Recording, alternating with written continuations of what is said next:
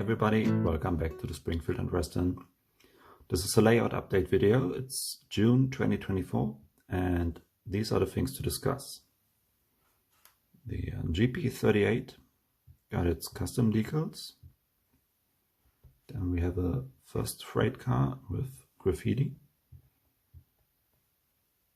The scenery is finished on the first module. The second warehouse is still missing, but we picked up some additional freight cars. So the first and probably most important thing which I did in the last couple of weeks is that the one and only engine of the Springfield and Western Railroad got its custom decals. As you can see, nothing too crazy, just a sign which says Springfield and Western and a little SWR here in the front. This is the reporting mark which I choose. I believe it's not taken at the moment, so I went with SWR, and yeah, I like it. It's not brilliant, but I believe it's good enough for me how the decals turned out. Yeah, and you can see I also tried some weathering. As always, I did too much, I believe, and I tried to remove some of it afterwards. Yeah, guess less would have been better in the end, but I'd say it's still okay. It still looks better than a very clean, almost plastic-like engine. Just a quick story about the decaling process. Before I started, I went to YouTube and watched a couple of videos how to do it the best way, and I mean, I did it before, but it's been a while, and so I rewatched some videos, and those guys always talk about the blue bottle and the red bottle, and this is about these two products, Microset and Microsol. So I started my work, and then suddenly I noted the engine went whitish on an area where I had applied liquid from the blue bottle. And then I rechecked, and it just was the wrong bottle, because obviously I also had liquid decal film of Microscale Industries at home, in addition to Microset and Microsol. So my question is, why the heck do you produce two liquids which do a similar thing, and to give them blue and red colors, and you do a liquid which does a completely different thing, and you also make it a blue bottle? So that's easy to confuse, if you ask me.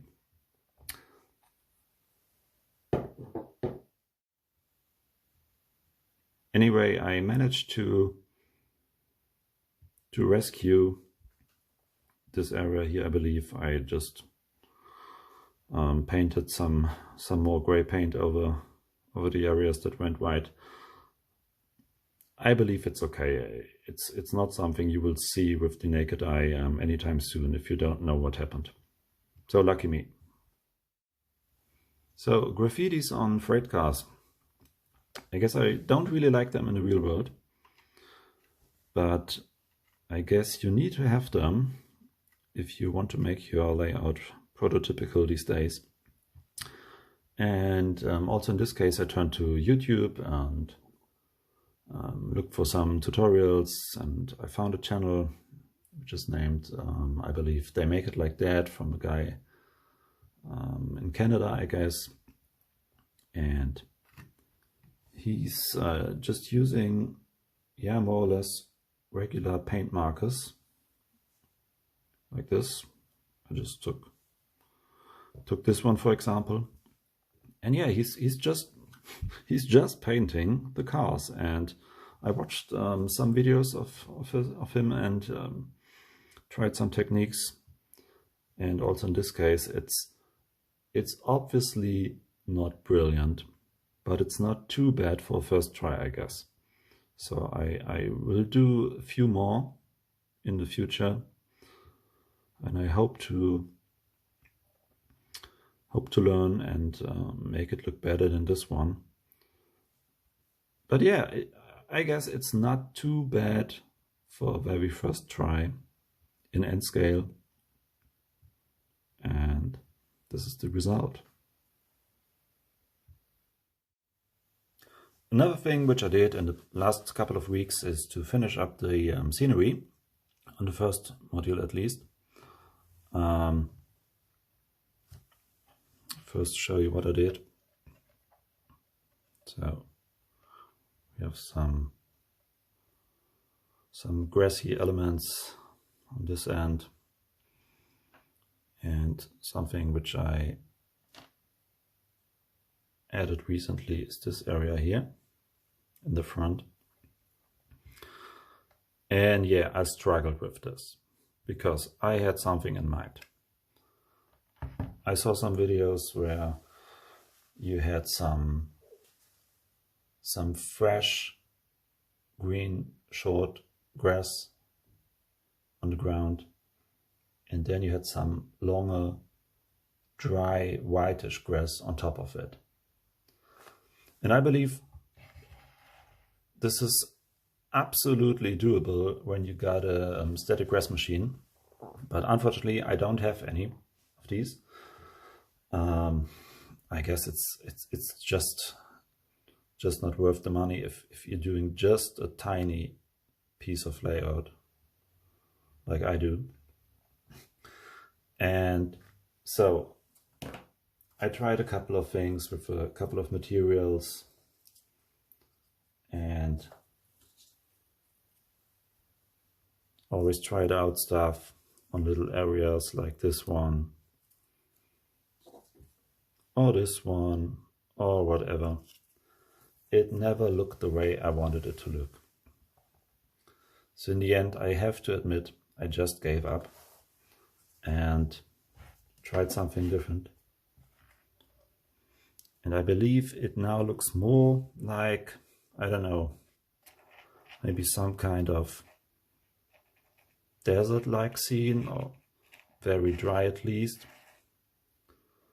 But I believe it fits the overall situation of the scenery. And so I go with this solution. In the end, I liked it. And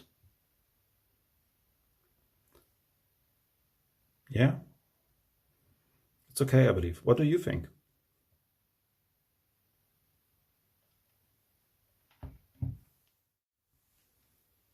Some other item which I wanted to do quite early was to produce the second warehouse, which I call Industry A for now.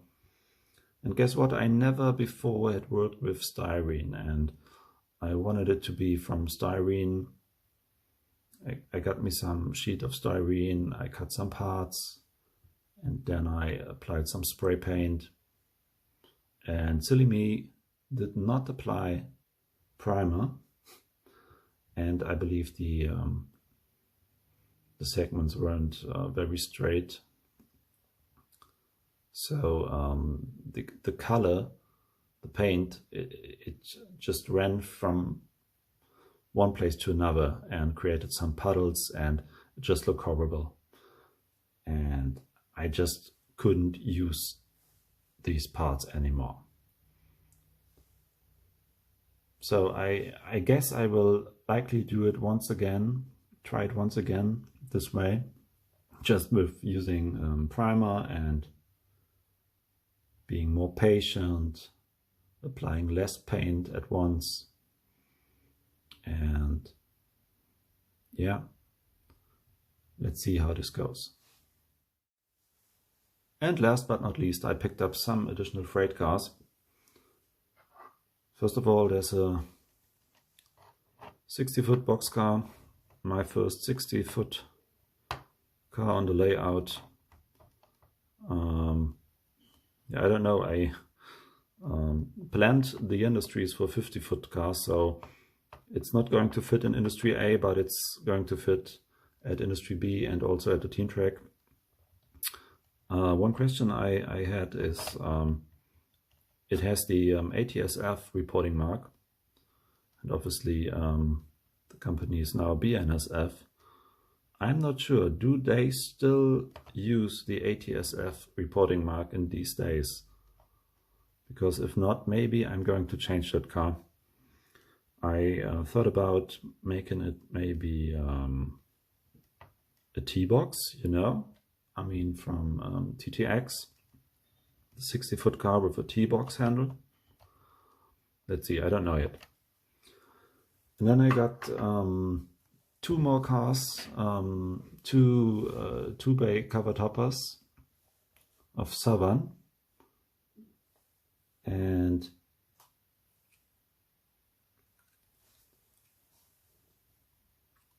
what I do want to do is I want to make these cars Springfield and Western cars, because for some reason I pretty much like those short cover toppers. I don't know why. And I was like, hey, that would be cool to also have freight cars of my short line. And so I already tried to remove the original numbers and all that. Didn't really work. Guess the car's too old. I read somewhere that the techniques they show you on YouTube mostly work with newer cars, and these cars from Microtrains, I guess they're quite old. So I just had to mask the areas around the signs, and then I painted those over, and yeah, put some gray paint on top of it. And now I have to add the reporting marks, my SWR signs, and I'm not yet sure whether I do want to add also Springfield and Western signs here, or if I just want to go with SWR and a number. Let's see. So these will be for the team track only, obviously,